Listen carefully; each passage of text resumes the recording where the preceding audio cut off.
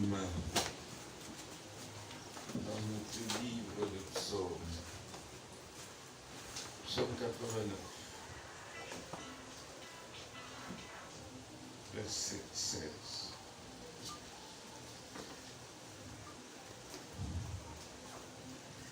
Heureux le peuple qui connaît les sons de la trompette.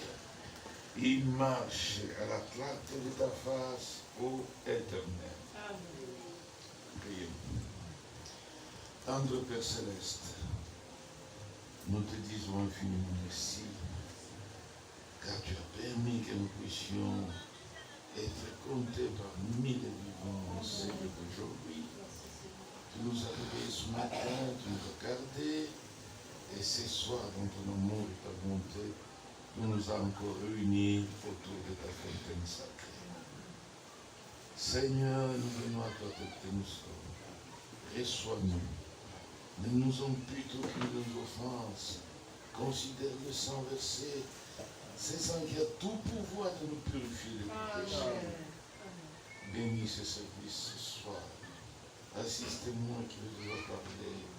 Visite chaque frère, chaque soeur qui écoute, du début à la fin, par ton Saint-Esprit, que tu puisses conduire ce service pour ta gloire dans le nom de Jésus-Christ. Amen. Amen. Vous pouvez vous asseoir. Hier dimanche, nous parlions sur le son de la trompette. Et nous avons clairement montré ce que signifie le son de la trompette au camp militaire, en Israël et maintenant dans son église. Amen. Amen. Dans Jérémie, il est dit, j'ai mis parmi vous des sentinelles, des prédicateurs. Soyez attentifs au son de la trompette. La trompette, c'est la prédication de l'évangile. Amen. Frère Branham nous dit ceci dans Messieurs, quelle heure est-il? Une prédication très importante. Au paragraphe 198. Il dit ceci, quand la trompette sonne, il s'agit de la trompette de l'évangile. Et dans la Bible, la sonnerie de la trompette veut dire ceci, soyez prêts pour une guerre scripturaire. Amen. Prenez-vous des notes. Une guerre scripturaire. Paul a dit dans 1 Corinthiens 14, verset 8, si vous voulez le noter, si la trompette donne un son confus, comment l'homme saura-t-il à quoi il doit se préparer? Et s'il ne donne pas un son scripturaire, une confirmation de la parole de Dieu manifestée, comment la reconnaîtrons-nous au temps de la fin? La trompette dont il est question ici, c'est la trompette de l'évangile. Amen.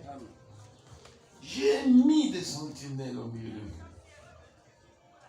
des prédicateurs.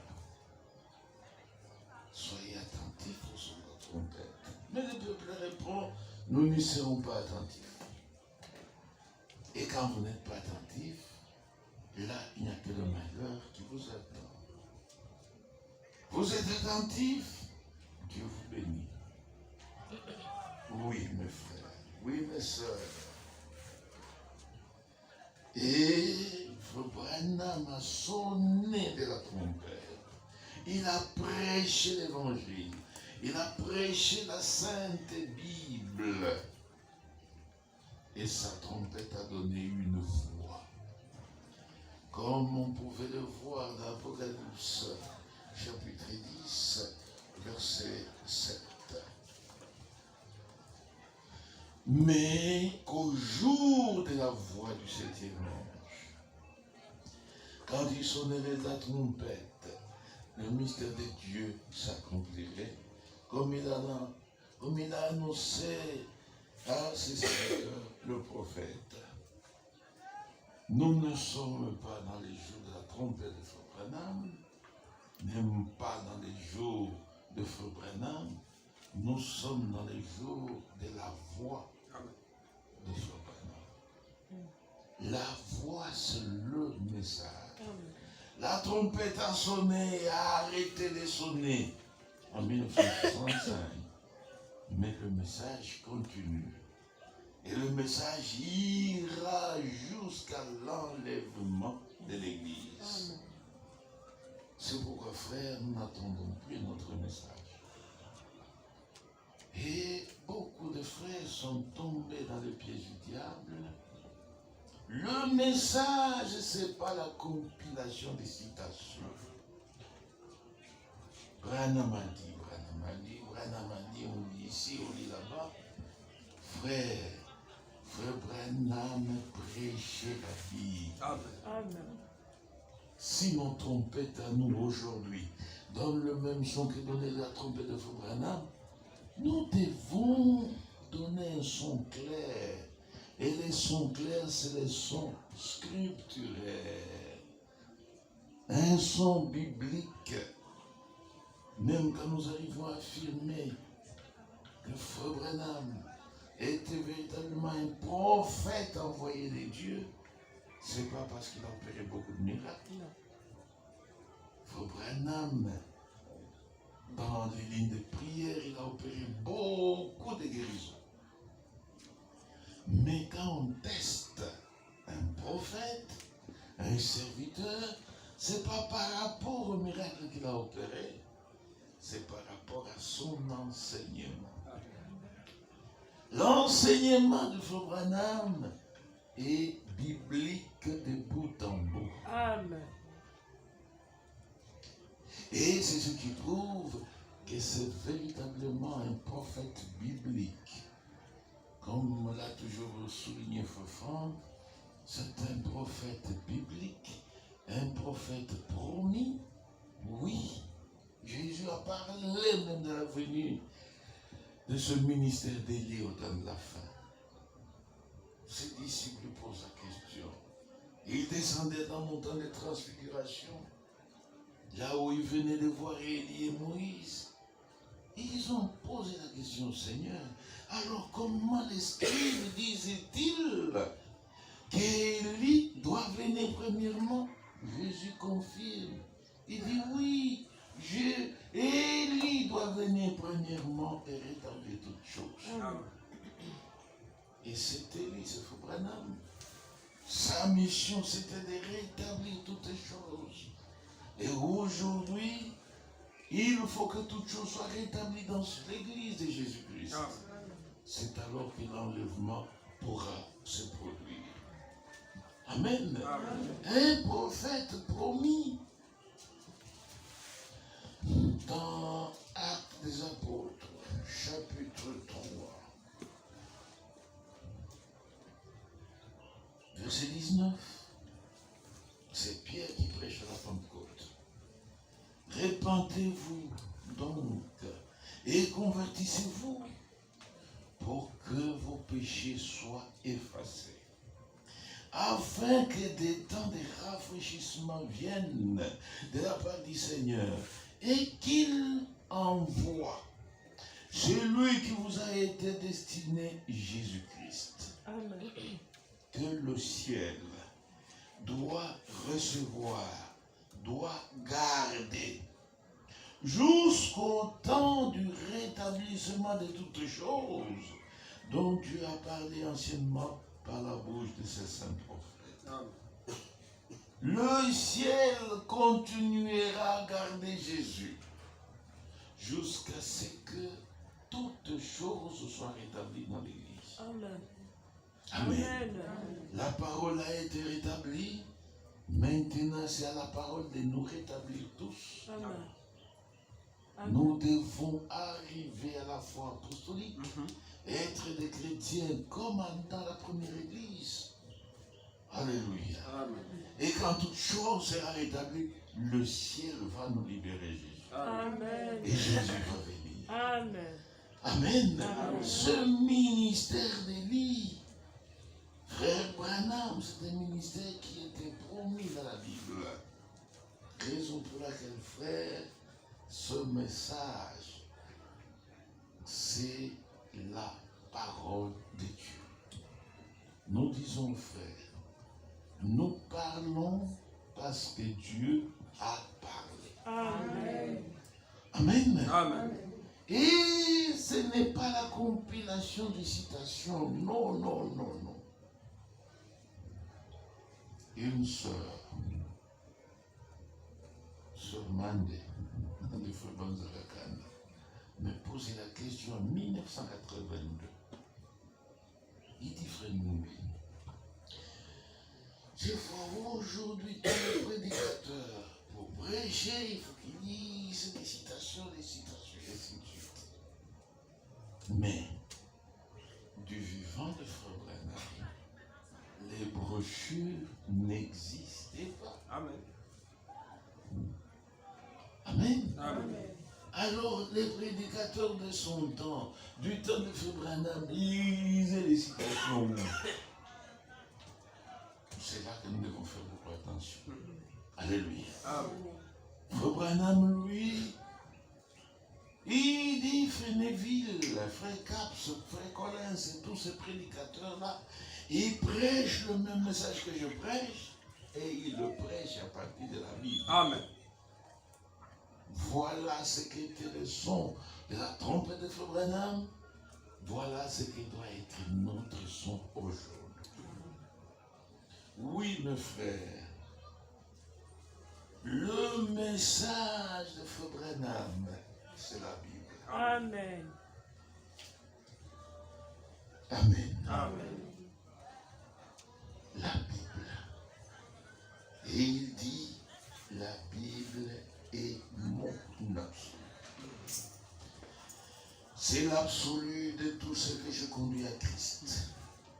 Moi aussi, mes bien-aimés, mon absolu, c'est la Bible. Amen. Frère Branham va plus loin, il dit, si je vous dis quelque chose qui n'est pas dans la Bible, laissez ça de côté. Alléluia. Amen. Il faut que ça concorde avec la Bible. Amen. Vous avez une révélation, une vision ou quoi, cela doit concorder avec la Bible. Amen. De Genèse à l'Apocalypse. Si ça ne concorde pas, ça ne vient pas de Dieu. Amen. Tout ce qui vient de Dieu doit concorder avec les Saintes Écritures. Amen. Amen. Amen. Et comme je disais hier, il y a une question que j'ai reçue. Apocalypse 10, verset 7. Le septième ange, Frère Branham parle de son ministère, comme on l'a lu hier. Il dit ce septième ange, c'est l'ange envoyé au septième âge de l'église de Laodicée. Alléluia. Amen. Et nous connaissons tous, l'ange envoyé à l'église de Laodicée, c'était William Marion Branham. Amen. Amen. Paul était envoyé au premier âge de l'église d'Éphèse. Irénée a suivi dans l'église de Smyrne. Puis Saint-Martin, qui était un militaire. Dans l'âge de Thyatire, c'était Colomban. Puis des âges qui sont proches de nous, l'âge des Sables, l'âge de Philadelphie, l'âge de l'Odyssée. Là, Dieu a envoyé Martin Luther, puis John Wesley et enfin Frère Branham. Amen. Mais littéralement, j'aimerais aider aussi les autres. Cette écriture d'Apocalypse 10 s'applique à l'Église et s'applique aussi à Israël. Amen. Quand c'est à l'Église, le septième ange c'est Frère Branham, écrit à l'ange de l'église de Laodicée. C'est ce que dit Apocalypse chapitre 3, verset 14. Mais quand ça s'applique à Israël, là aussi il y a un septième ange. Ne mélangez pas les deux. Alléluia. Amen. Il y a cet ange ou cette trompette envoyée à Israël. Nous sommes dans l'Apocalypse chapitre 8.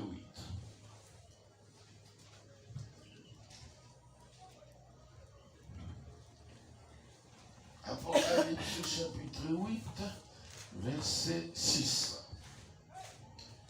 Le sept ange qui avait les 7 trompettes s'est préparé à en sonner. Verset 7, le premier sonna de la trompette. Il y eut de la grêle et du feu mêlé de sang qui furent jetés sur la terre. Amen. Amen. Cet ange avec ses trompettes, la première trompette sonne, un fléau frappe la terre. Verset 8, les seconds anges sonnent la trompette. Au verset 10, les troisième ange sonne la trompette. Et au verset 12, le quatrième ange sonne la trompette. Dans l'Apocalypse 8, 4 anges sonnent de leur trompette. Et Apocalypse chapitre 9, verset 1. Le cinquième ange sonne la trompette. Et au verset 13, le sixième ange sonne la trompette. Amen. Amen. Et le chapitre 9 est terminé. Et quand on arrive au chapitre 10, la bonne traduction dit ceci, mais qu'au jour de la voix du septième ange, quand il serait sur le point de sonner de la trompette, là, ce n'est pas l'ange envoyé à l'église, là, c'est l'ange envoyé à Israël. Amen. Et cet ange n'a pas encore sonné la trompette. Nous l'attendons. Alléluia. Amen. C'est au chapitre 11 qu'il va sonner la trompette. Chapitre 11, verset 15. Le septième ange sonna de la trompette. Il y eut dans le ciel de fortes voix qui disaient, le royaume du monde est remis à notre Seigneur et à son Christ. Amen. Et il régnera au siècle des siècles. Amen. Amen. Amen. Ce septième ange, c'est du côté d'Israël. Nous allons dans l'enlèvement. Le salut va retourner à Israël. Comme on l'a chanté. Les jours sont comptés parmi les gentils. Alléluia. Amen. Le salut va retourner à Israël. Et quand les 144 000 sont manifestés, en ce moment-là commence la grande tribulation. Ce sont les fléaux. Après les trompettes, ça sera même les coupes de la colère de Dieu. Et quand le septième va sonner la trompette, le royaume du monde est remis à notre Seigneur Jésus-Christ. Amen. Ne mélangez pas les choses, sinon vous allez tomber dans la confusion. Amen. Ici, nous parlons à l'église du septième ange, envoyé à l'église de Laodicée, William Marion Branham. Et j'ai insisté hier, bien-aimé, ce message, je le répète, n'est pas une compilation de citations. Amen. Non, non, non, non. Ce message n'a que 2 volets. Le premier volet, c'est le rassemblement de tous les hommes. comme c'est dit dans Psaume 50, verset 5, nous avons lu hier, Dieu dit, rassemblez-moi mes fidèles, avec qui j'ai fait alliance par le sacrifice. Ne négligez pas la croix. Amen. Amen. La croix, c'est ça la puissance de Dieu, c'est ça la sagesse de Dieu. Amen. Amen. Amen. La prédication de la croix, voilà la chose qui amène le pécheur à la repentance. Amen. La prédication de la croix, voilà la chose qui nous aide à expérimenter la véritable nouvelle naissance.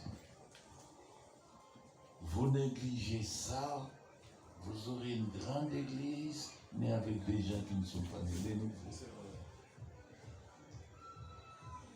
Nous avons insisté. Ce que Dieu appelle, ils doivent sortir du monde. Amen. Amen. Ils doivent sortir des traditions de nos tribus, des traditions de nos peuples. Sortir de tout. Et Dieu dit, ne touchez à rien d'impur, je vous accueillerai. Amen. Je serai pour vous un père, vous serez pour moi des fils et des filles. Amen.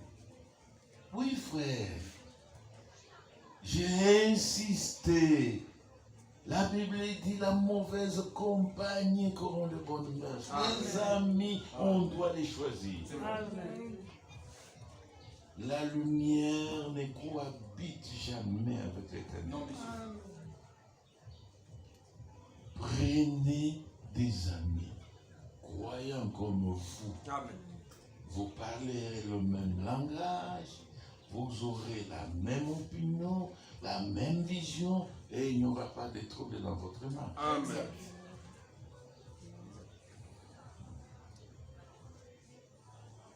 La mauvaise compagnie. La Bible dit, vous devez aussi quitter la dénomination, quitter Babylone. Amen. Ce message, c'est un appel à sortir. Sortez, sortez, sortez. Amen. Amen. Amen.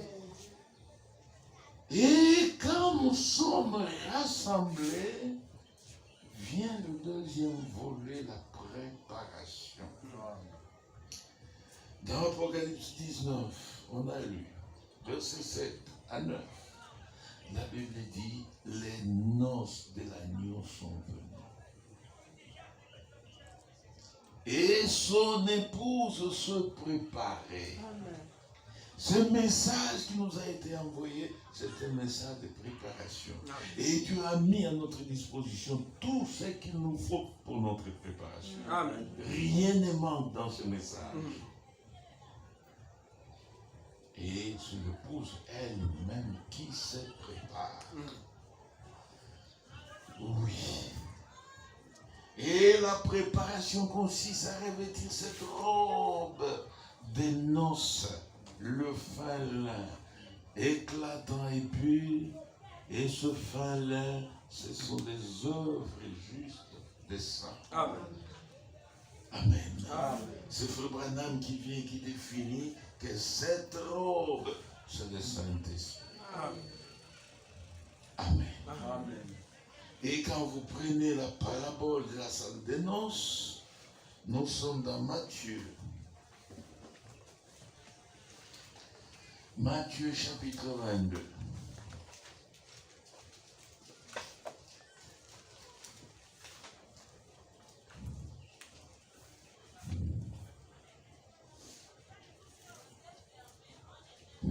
Commençons verset 2.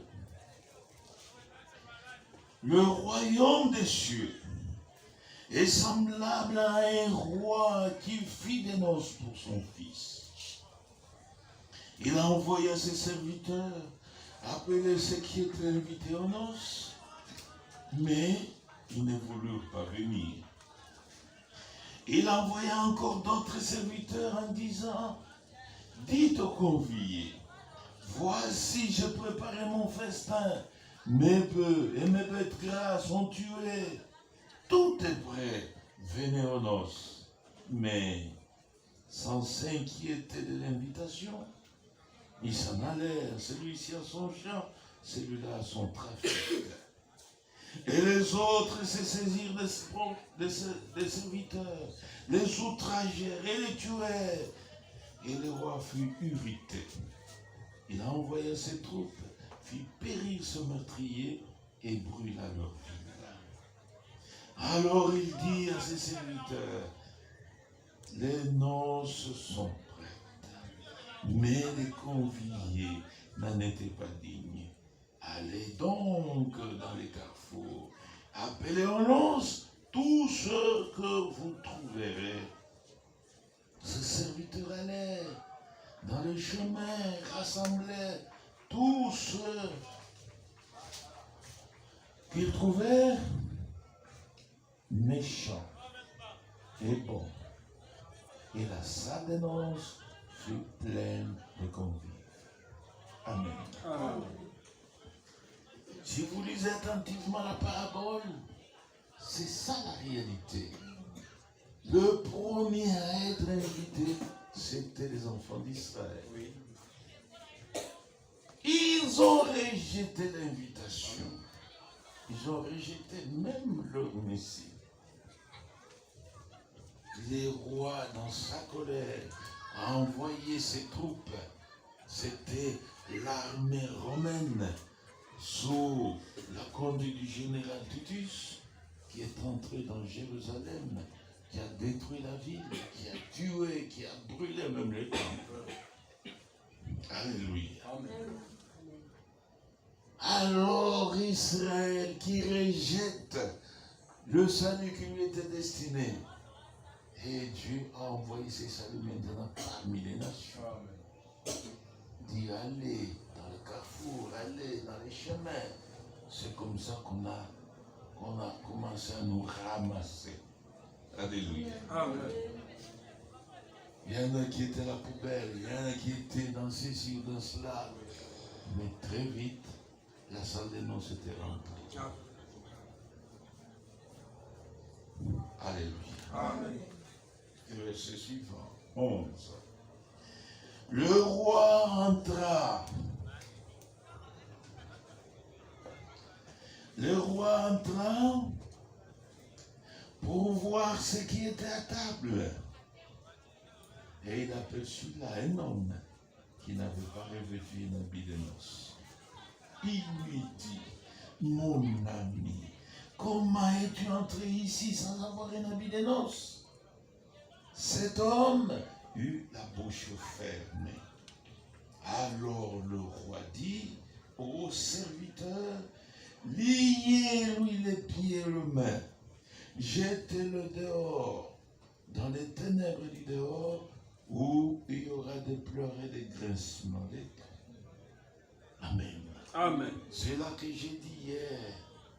Nous pouvons tricher dans les affaires du monde, nous pouvons tricher à l'école et gagner un grand diplôme.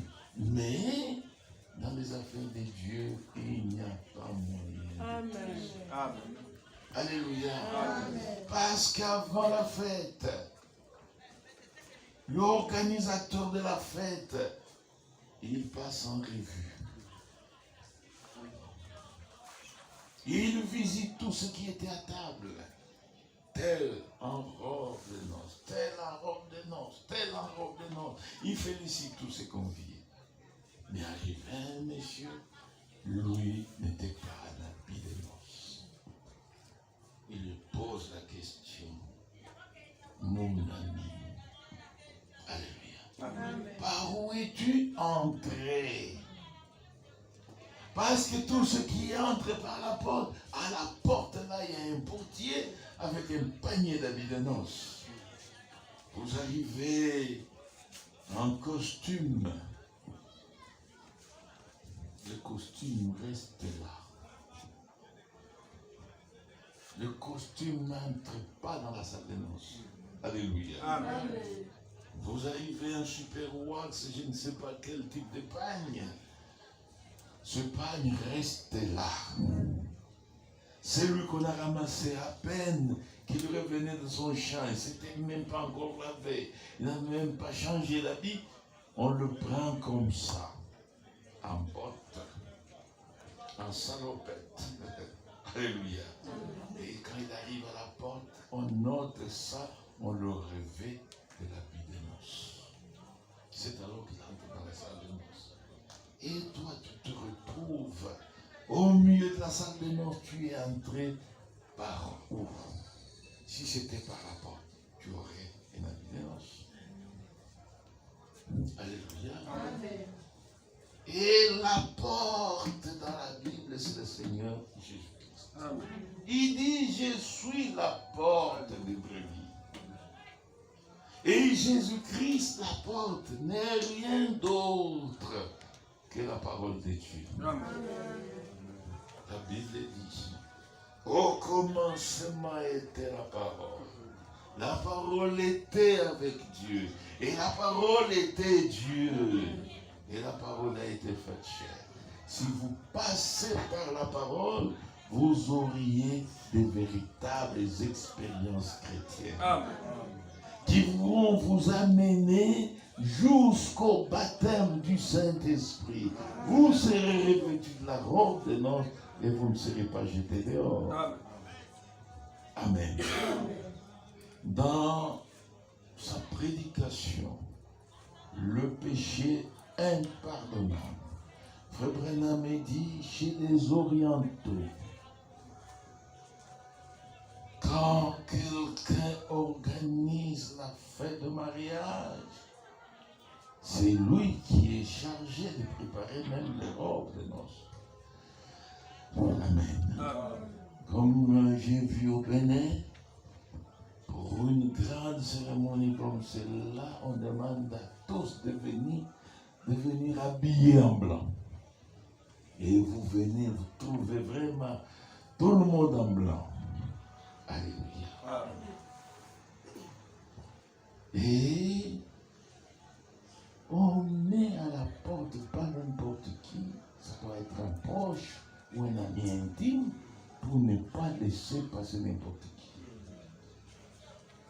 Amen. Amen.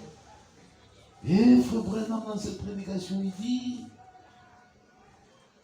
nous devons revêtir la même robe qu'avait revêtue Saint Paul. La même robe qu'avait revêtue Saint Pierre. Sans cela, vous serez mis dehors. Et il dit, beaucoup viendront et diront, je suis méthodiste, je suis presbytérien, je suis pentecôtiste. Cela ne vous aidera pas. Et il continue, il dit, il y en a qui viendront pour dire, moi j'étais membre du Branham Tabernacle. Cela n'a rien à voir avec ça. Amen. Oui, mes frères, c'est bien d'être un membre. Mais pour entrer dans cette salle de noces, il nous faut le Saint-Esprit. Amen. Le même qu'avait Paul, le même qu'avait Pierre. Amen. Et aujourd'hui, le Saint-Esprit, c'est aussi un mystère. Le Branham parle des mystères qui devaient révéler, et il parle même du mystère du baptême du Saint-Esprit sans sensation. Ce sont des pentecôtistes qui cherchent à sentir. Oh, j'ai senti comme quelque chose qui circule dans mon dos. On n'a pas besoin de tout ça ici. Amen. La véritable expérience du Saint-Esprit, votre vie doit changer. Amen. Amen. Amen. Le Saint-Esprit, c'est la vie de Dieu en vous. Amen. Et cette vie porte des fruits qui sont visibles et palpables par tous. Oui, mes frères. Et en seconde position, là, on parle maintenant de la puissance. Là, c'est pour travailler. Amen. Vous priez sur les malades, vous imposez les mains, ils seront guéris. Amen. Dieu peut vous donner d'opérer un miracle. Dieu peut vous donner de faire ceci ou cela. Ça, c'est la puissance qui vous accompagne. Ne confondez pas avec la vie. Alléluia. La vie de la parole. Nous tous, nous devenons des épîtres vivantes. Amen. Donc les gens n'ont plus besoin de lire cette Bible imprimée. Ils lisent nos vies. Amen. Et nos vies sont conformes à ce qui est écrit. Amen.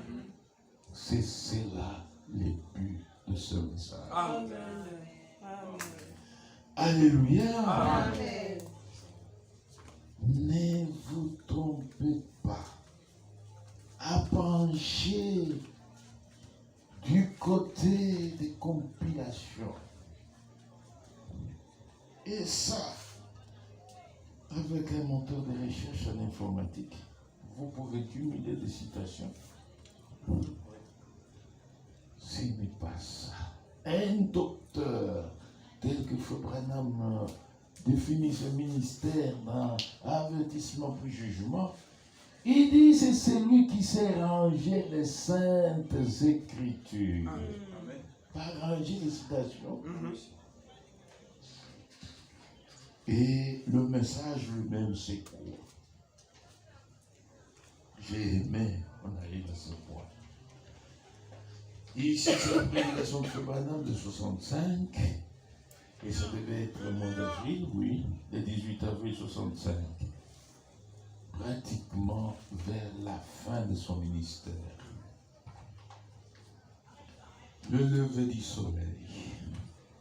Ici, c'est la version de Sekina. Paragraphe 232 et 233. Suivez-moi bien.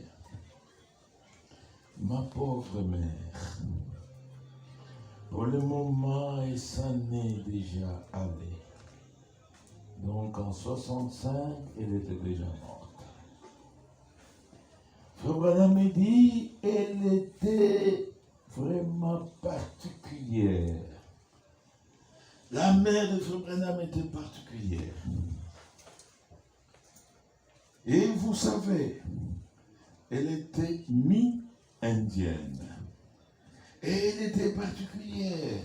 Ça veut dire, en elle coulait le sang indien. Amen. Ceux qui connaissent l'histoire, tous ces protestants qui avaient fui la persécution catholique en Europe et qui s'étaient réfugiés en Amérique, une nouvelle terre que Christophe Colomb venait de découvrir. Amen. Il y en a qui se sont mariés aux Indiens. Et elle était particulière, c'est notre Frère Branham. Écoutez la suite. Mais en ce qui la concerne, elle ne faisait pas de rêve. Mais seulement je pense qu'elle n'a fait que 4 ou 5 rêves dans toute sa vie. Et j'insiste. Hier je disais, ne vous penchez pas du côté des dons. Sa mère de Frère Branham, bien qu'elle était particulière, bien qu'elle avait le sang indien en elle, de toute sa vie, admettons qu'elle ait vécu, mettons 60 ans, alléluia, mais elle n'a fait que 4 ou 5 sons. D'où vient cet esprit? Oh, vous trouvez quelqu'un le matin, il fait 4 visions, le soir 3 visions, ça fait 7 par jour. En un seul jour, 7? Non. Dieu n'est pas un faiseur de théâtre. Amen. Même Jésus ne faisait pas des miracles par plaisir. Si c'était par plaisir, les jours où il est entré dans les cimetières, vers la tombe de Lazare, il aurait ressuscité tout le monde. Mais il s'est occupé d'un seul cas qui était dans la volonté du Père. Amen. C'est pourquoi il dit, je ne fais rien que je me vois faire premièrement au Père. Une vision qui lui atteste que ce cas est dans la volonté du Père. C'est là que Jésus agissait. Amen. Amen. Oui, frère. La Bible dit il y avait beaucoup de veuves en Israël. Mais Élie est allé seulement chez celle de Sérepta. Amen. Amen. Amen. Beaucoup de lépreux en Israël. Mais Élisée n'a guéri que Naaman le Syrien. Amen. Amen. De toute votre vie, vous pouvez avoir accompli un miracle. C'est déjà beaucoup. Ne cherchez pas à accomplir chaque jour des miracles. Nous ne sommes pas des pentecôtistes. Nous sommes dans l'âge de l'épouse. Et l'âge de l'épouse doit ressembler à son époux. Amen. L'époux est parole et l'épouse doit être une épouse parole. Amen. C'est la parole avec la parole qui aura maintenant mariage. Amen. Alléluia. Amen. Oui, beaucoup de frères ont tendance à aller du côté des dons. Frère, les dons, chacun de nous en a. Amen. Parce que nous naissons avec. Amen. Et frère Branham conseille, si vous voulez que Dieu puisse utiliser les dons qu'il a prédestinés en vous, marchez d'abord vers le baptême du Saint-Esprit. Quand lui vient en vous, lui va utiliser les dons qui sont en vous. Mais quand vous laissez le Saint-Esprit derrière, c'est le diable qui va se précipiter. Et là, on fait des erreurs et on jette même l'opprobre sur la parole de Dieu. Alléluia. Mais en ce qui la concerne, elle ne faisait pas de rêve, mais seulement, je pense, qu'elle n'a fait que 4 ou 5 rêves dans toute sa vie. Mais chaque fois qu'elle avait un songe, il s'accomplissait. Amen. Quand elle avait un songe, il s'accomplissait. Amen. Amen. Un seul songe qui s'accomplit vaut mieux que 10 songes qui ne s'accomplissent pas. Amen. Alléluia. Amen. Et il dit maintenant ceci. Je me rappelle, une fois, il y a bien des années, quand j'ai commencé à prêcher, nous habitions juste ici au bord de la route, juste ici en haut. Et j'ai prêché ici même dans cette église. Ma mère a eu un songe où elle m'a vu me tenir debout, ici, près de ces 3 marches.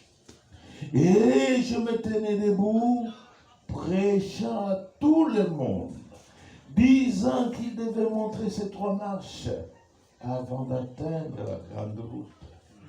Amen. Amen. Frère Branham parle maintenant de son ministère. Alléluia. Amen. Il était encore dans ses débuts. Sa mère eut un songe où elle voit Frère Branham. Je crois que tout le monde veut.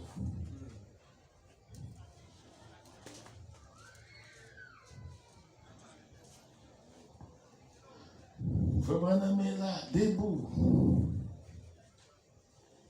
Amen. Prêchant à tout le monde. Non, les gens de son temps, comme nous tous qui sommes ici. Alléluia. Amen. Et disant à tous qu'ils devaient monter les 3 marches avant de marcher sur cette grande route. Vous ne marchez pas sur cette route avant d'avoir monté les 3 escaliers. Alléluia. Amen. Faites vraiment attention.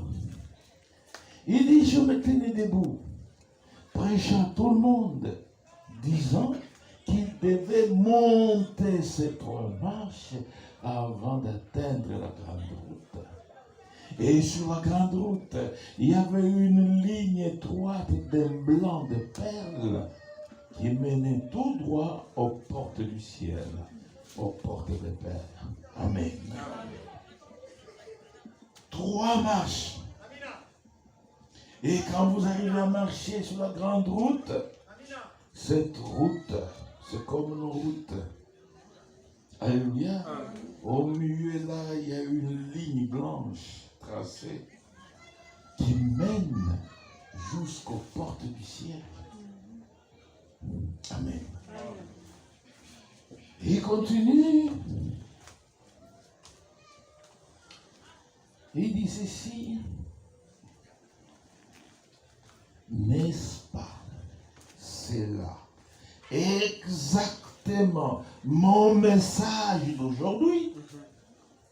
Justification, sanctification, baptême du Saint-Esprit. Amen. Alléluia. Amen. Le message, c'est pas la compilation des citations. Oubliez ça. Amen. Alléluia. Amen. La foi elle-même est une expérience. Amen. Vous devez rencontrer personnellement votre Sauveur. Amen. Et vous réconcilier. Parce que dans les péchés, vous étiez. Dans les péchés où vous avez grandi, vous étiez séparés de Dieu. Maintenant, pour être réconcilié, vous devez rencontrer le Seigneur. Amen. Amen. Amen. Il dit, c'est ça mon message aujourd'hui. La justification, la sanctification et le baptême du Saint-Esprit. Ces expériences, vous devez les faire dans votre vie chrétienne. Amen. Amen. Et l'expérience de la justification, comme je disais hier, j'ai pris beaucoup de temps avec ça. Frère, c'est ce que nous appelons aussi l'expérience du calvaire. Et les Français nous ont dit qu'il commence bien une année. Alléluia. Si le premier pas n'est pas bien fait, même la suite ne sera pas bonne. Amen. La justification. Cette expérience, il faut aller au calvaire. Amen. Parce que Christ nous appelle tous au calvaire. Venez à moi. Vous tous qui êtes fatigués et chargés, je vous donnerai le repos. Il nous appelle à la croix. Quiconque entend son appel, s'il doit répondre, il doit monter au calvaire.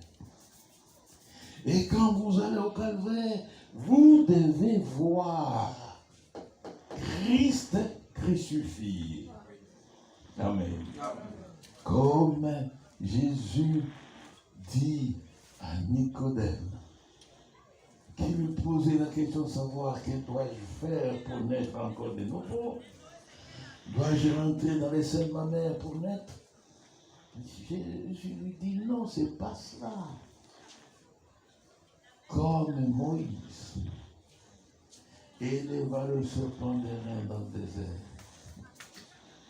afin que quiconque mordu par les serpents brûleurs ne puisse pas mourir, la condition qui était donnée, c'est de regarder seulement au serpent d'airain. Regardez, vous êtes déjà tombé, le venin mortel en train de circuler dans votre sang, vous êtes déjà candidat à la mort. Ce qu'on vous demande, c'est de faire un petit effort. Tournez, regardez en direction du serpent d'airain. Et quand vous voyez le serpent d'airain, automatiquement, le venin mortel perd toute sa puissance. Amen. Amen. Vous étiez couché, vous vous levez, vous n'allez plus mourir. Et la Bible dit, quiconque voit le Fils et croit en lui ne périra jamais. Amen. Alléluia. Et c'est à la croix que le péché se répand. C'est à la croix que le péché se convertit. La repentance suivie de la conversion. Voilà la chose qui vous fait obtenir le pardon de Dieu et la rémission du péché. Et quand tu as pardonné et que tu as oublié, Dieu vous justifie. Amen. La justification, c'est Dieu qui vous déclare juste. Même si les gens de ce monde peuvent continuer à vous pointer de leurs doigts, qui accusera des élus de Dieu? C'est Dieu qui justifie. Bien-aimés frères, bien-aimés sœurs, quand Dieu justifie, mais l'intérieur est toujours là, mauvais. Alléluia. Ce que vous avez confessé, ce sont les actes posés. Mais l'intérieur, l'ancien cœur, l'ancien esprit, Dieu qui vous justifie, c'est lui qui se charge de renouveler votre intérieur. Amen. Amen. Amen. Il vous renouvelle. Et qu'à l'intérieur renouvelé, lui vous engendre. Vous naissez de Dieu. Et quand vous naissez de Dieu, vous naissez avec la vie de Dieu, avec la nature de Dieu. Nous devenons participants de la nature divine. On ne peut plus agir autrement que ça. Amen. Amen. Se retrouver dans le péché, c'est une vie étrangère. Alléluia. C'est comme une épine qui s'enfonce dans la plante du pied. Vous ne pouvez même plus marcher. Ça fait mal. Parce qu'il y a un corps étranger qui est entré dans votre vie. Alléluia. La justification. La sanctification de la terre du Saint-Esprit. Comme j'ai dit par hier, évoquant une citation de Branham, il dit, vous pouvez être justifié sans être sanctifié. Vous pouvez être sanctifié sans être baptisé du Saint-Esprit. Vous vous arrêtez au premier escalier, c'est votre problème. Vous vous arrêtez au deuxième escalier, c'est votre problème. Mais ceux qui ont compris le message, ils vont jusqu'au troisième escalier. Amen. Mais vous ne pouvez pas atteindre le troisième escalier sans passer par le premier, sans passer par le deuxième. Vous n'allez pas sauter. C'est étape par étape. C'est une marche comme Israël qui est sorti d'Égypte pour aller en Canaan. Amen. Amen. Et quand vous marchez sur la grande route ici, alléluia, Amen. on l'appelle la voie sainte. Ésaïe 35.